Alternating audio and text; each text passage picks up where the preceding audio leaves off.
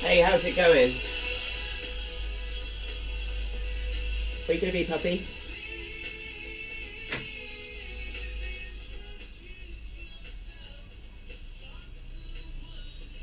Please introduce yourself and shock the world in which we live. My God, music has been speaking to me all morning. Every single tune that has come on the random select or playlist or whatever has just spoke to me. The one I was just listening to was another Jesus Jones track, which was Real, Real, Real. And yeah, it's giving me an idea for my radio show, or the title to one of my radio things that I'm going to do. So I'll call it The Real Real. Anyway, I hope you guys are all well. This is like my third take today. I'm going to be humble enough and admit that. The rest I've just gone off into kind of waffling bollocks, you know. There again, this might just be waffling bollocks to some ears, you know, and those tunes might just be words to other people when they hear them, and rhythms and beats. But I'm experiencing this more and more and more, that media is talking to me in multi-dimensional ways, you know. I was going to say multi-dimensional manners, but that was too many M's. But yeah, I want to talk a little bit about John Langdon, who Robert Langdon of the Da Vinci Code and Angels and Demons and Inferno, and I'm on about the books now, and obviously the movies with Tom Hanks playing him, and the whole Illuminati and kind of that whole kind of conspiracy kind of thing. Now, I love the Da Vinci Code, you know, when I picked that up. It was really like kind of brain candy, you know, because it actually got you thinking. It got you kind of thinking, oh, there's a mystery, and the artwork, which is what I particularly fell in love with about Angels and Demons. And I've got an Illuminati diamond there. So this is just my cover story. No, I saw that and I was just fascinated with ambigrams. And the story behind this tattoo was, I met a girl on Christmas Eve called Eve. Right, my dog is going to give me some space.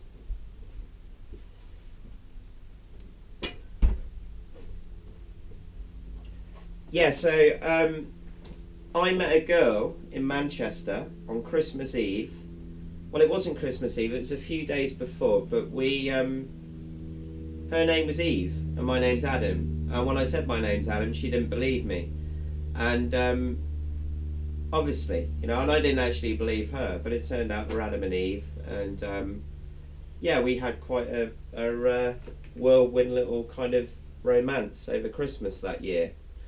And we went out to Southend-on-Sea. I was actually living in Manchester, but we went to Southend-on-Sea, and I was really inspired to kind of get this tattoo done.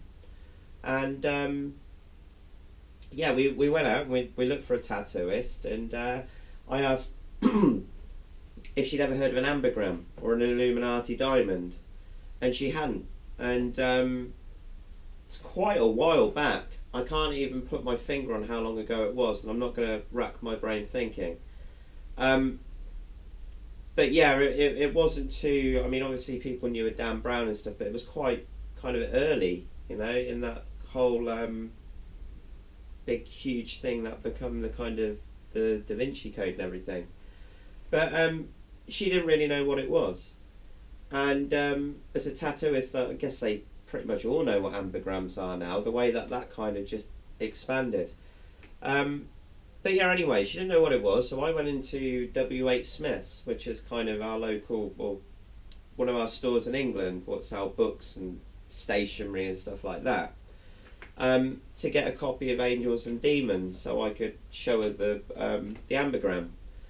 And when I went in, I grabbed the book, I paid for the book, went back to the tattooist.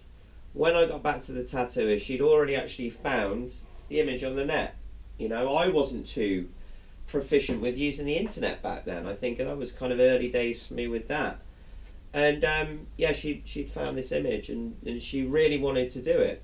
And yeah, I only actually wanted to know how much it was going to cost at the time, or if in fact it was possible to do it that size. And but she really wanted to do it, and it just kind of happened. And I had to wait while she worked with the appointment she was with. So during that time, I decided to return the book back to W.H. Smith's, and I think the book was for a paperback then.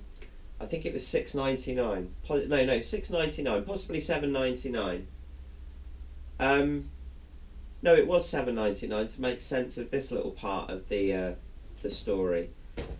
Yeah, it was $7.99. So I went back, and as I was queuing to get a refund, I looked over to my left. My eyes just gazed to the left, and it was quite a way to the end of that aisle where there was all these books. And this book, well, there was loads of these books, or two of them, you know, in the bottom left-hand corner. But this jumped out. The wordplay on the cover jumped out. And I went over and obviously saw the name, and this book was on sale. It should have been $12.99. So yeah, the book was $6.99. This was half price, so this was $6.99. So it was a equal exchange. And yeah, this book's phenomenal.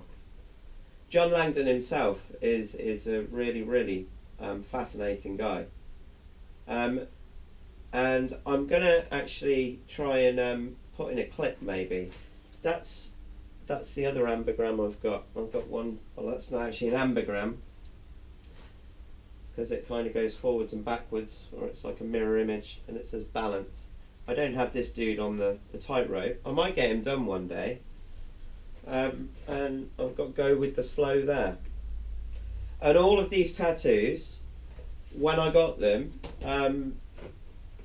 it was really impulsive or intuitive maybe. But yeah, they were like messages to myself. I needed to learn about the elements, you know, and I needed to learn about balance, and I needed to learn to go with the flow. And these were like little kind of postcards to myself. But yeah, John Langdon does a TEDx talk, and I'm not too keen on TEDx talks anymore, because they seem to become like another authority in some way, you know. It's really insightful, some of the TEDx talks I've heard in the past, but it's funny how you go off of things, isn't it? That's just my personal thing. But yeah, there's this talk he does, and he's talking about typeface and font and advertising, and how when there is a new form of media that arrives, it generally carries three characteristics: lighter, faster, and cheaper than its predecessor. You know, and this is to do with kind of obviously when books went into print, the printing press, that was yeah, that saved so much money, you know, as opposed to kind of people scribing it. And when they could kind of print big letters and stuff, you know, and he took, and it's so true about kind of how different fonts have a different kind of voice, you know, a different kind of and we get to know these fonts over time, and Times New Roman and things like that, and kind of they kind of embody a certain kind of persona. But what I wanted to talk about is kind of my theory, or one of my kind of musings on where that's going, or in fact if we've actually already got there. Yeah, multi-dimensional media, you know, media that exists all around us, you know, advertising that exists all around us. I've experienced these things where yeah, just tones, frequencies, fonts, you know. There's things that there's something called infrasound, which is really interesting. And we knew all about kind of subliminal cuts and stuff back in the 70s, the 60s and the 70s. That was outlawed by the Consumer Trade Commission, and I learned that from Columbo. There's an awesome episode of Columbo. I did a video a little while ago, and I edited some clips, and he's talking. This professor that is that's the villain in this particular episode. I forget his name. It's the guy that was in RoboCop as well. God, I don't need to wrap my brain for any of this stuff. But he's a psychologist, and he writes a book called the Mind String and How to Pull It. And but Columbo, who I love, you know, he digs into this and he looks into it and he figures out that this guy's used subliminal cuts to kind of make this guy feel hot, and to send him outside for a drink or something, and that's when the murder takes place. I forget the name of the episode. I've got to really start putting links in. Yeah, so subliminal cuts, that was all there. Hypnosis, you know, another really interesting thing, which came to me, which is I've seen kind of stage hypnosis on a few occasions. And one thing that's always kind of struck me is they have to call up a certain number of people, and only a few of them are actually susceptible to hypnosis, you know. And I tend to think that that's what's going on with a lot of advertising nowadays, is they're trying different approaches to see who bites to what things. And I don't doubt that, and I don't really want to put, well, I am going to put this idea out there, because I don't doubt that advertisers sooner or later are going to take advantage of the Mandela effect. The Mandela effect. God, I can't stop saying Mandela effect, right? I tend to think that the Mandela effect is kind of like the overlay to the actual Mandela effect. And randomness, to make things seem random, is the real kind of hard job that scientists and governments and authorities try to push on people, that it's chaotic and it's all by chance and it's all random, when in fact it's all really organised, you know, and there is no coincidence. The only conspiracy is you. You know, as soon as you start to kind of worry and doubt, or as I say, start listening to other people, yeah, it kind of it throws you off your frequency, it throws you off your target. Where was I? Yeah, multi-dimensional media. So, following the logic of John Langdon's TEDx talk, the next evolution of media and typography and font and advertising is going to be cheaper, faster and lighter. That means whatever we have now with mobile devices and computers, I honestly think that that's a thing of the past. We're too caught up in that. We need to see that kind of, see what can't be seen. You know, I do definitely feel coerced, you know, in this reality, in many respects, you know, and manipulated. But you need to take your head out of the box for a while to actually see that kind of things aren't really that hectic. And when it comes to kind of the Mandela effect and the flat earth and JFK and Paul McCartney isn't Paul McCartney and the Illuminati, the I can't even reel them off. my brain's fried from all these conspiracies over the years, and that is part and parcel of the psyop that is the conspiracy that is conspiracy, in a way, you know. So the correlation I'd like to make between that and shopfront shamanism, you know, when I was looking in the shop window, when I felt like I was window shopping for spirituality, I'd go to these certain places and I'd sit in a circle and I'd bang a drum and I'd listen to a guy tell Native American stories. We try and do a bit of journeying, we'd smudge a bit of sage. It was all very nice and it was all very atmospheric, but that wasn't the shamanism. That he had to say at one time that he bought his rune stones from Borders, the bookshop, or he had to order new rune stones from Borders, the bookshop. He'd often turn up with a Sainsbury's carrier bag, this particular shaman, and we'd do these sessions, and we'd all kind of pay, you know, a few quid, whatever, at the end of the session. But yeah, something didn't sit right with me about that, and a lot of the healers that I went to see, there was something that wasn't quite authentic about it, and that's the same thing I get from the internet. It's the kind of the shop front, you know, and when people start to talk about how thousands of people or millions of people, this is the general term that gets bandied around, you know, millions of people are experiencing this, you know. My skeptical mind says, well, really, are there millions of people experiencing this? Or is it 100,000? Or maybe 50,000? Or maybe even 5,000?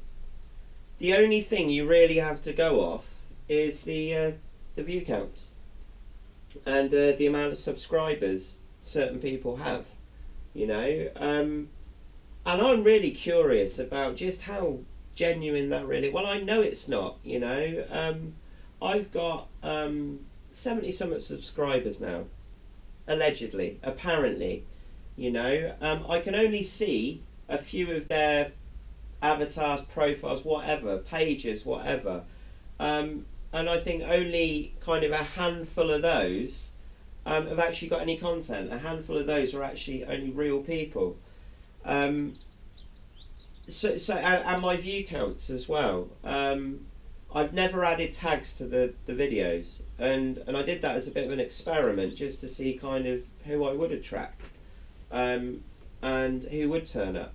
I'm still really curious as to who's watching me. There might be people kind of watching me to kind of grab my material and edit it and make me look like a knobhead. I don't know. I couldn't care less. But that seems to be kind of some people's kind of penchant, you know.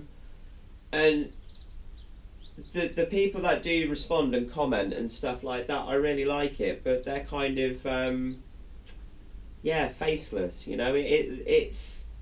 It's lovely. It's I'm finding it tough to kind of accept that that's some kind of real communication, as it were. When I've interacted with people kind of openly, and I've kind of talked about other YouTubers, I've kind of had a few things go on where yeah, mad stuff happens in my outer world, and the synchronicities just link up. And I'm sure there's more and more of this in the post, you know. Yeah, I'm rambling off into contemplation at the moment. I need to meditate on just some of these things that have come through today. That's what I was going to talk about. I was going to talk about channeling, and because I guess that's what I'm doing in many respects. And at one time, when I'd kind of consciously attempt to channel, you know, and sit down and kind of emulate Bashar or whoever, you know, and the breathing is very important. You know, that change of breath, and that does help you tune in. But what an idea that came to me earlier was kind of trying to break the fifth wall. I'm breaking the fourth wall by talking to you, but the fifth wall is kind of Wonderland.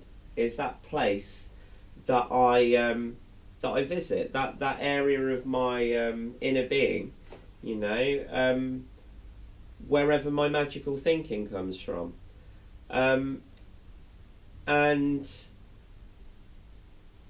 I've always had this ability to kind of step aside and allow myself to ramble. But when the kind of idea of channeling and everything kind of entered my life, it gave it some sort of I don't know, the presentation, you know, that kind of seemed like the accepted way, and I just didn't vibe with it. And when I've tried channeling for people, when I have channeled for people on a one-to-one basis and stuff, it's always gone really well. You know, I've always kind of, a few bits of information at least have come through. But the thing that I'm kind of struggling with at the moment is kind of, well, I'm not struggling with it. I'm struggling with other people and the way that they kind of present it. I believe that a lot of these people are kind of accessing their own inner supply of DMT or whatever kind of alchemy they're doing within themselves to open their mind enough and their self enough to gather this information. They then present it like it's kind of theirs, you know, or they take ownership of that or authorship of that information. And I think that's where it becomes kind of a little bit kind of sticky. That's kind of what I like about Bashar and Daralanka. He kind of separates himself from that message, you know, which is a really kind of nice thing. I've just got somebody at the door. I might just cut it there for today. Yeah, random as random is. That's my channel message. You guys take care and keep being you.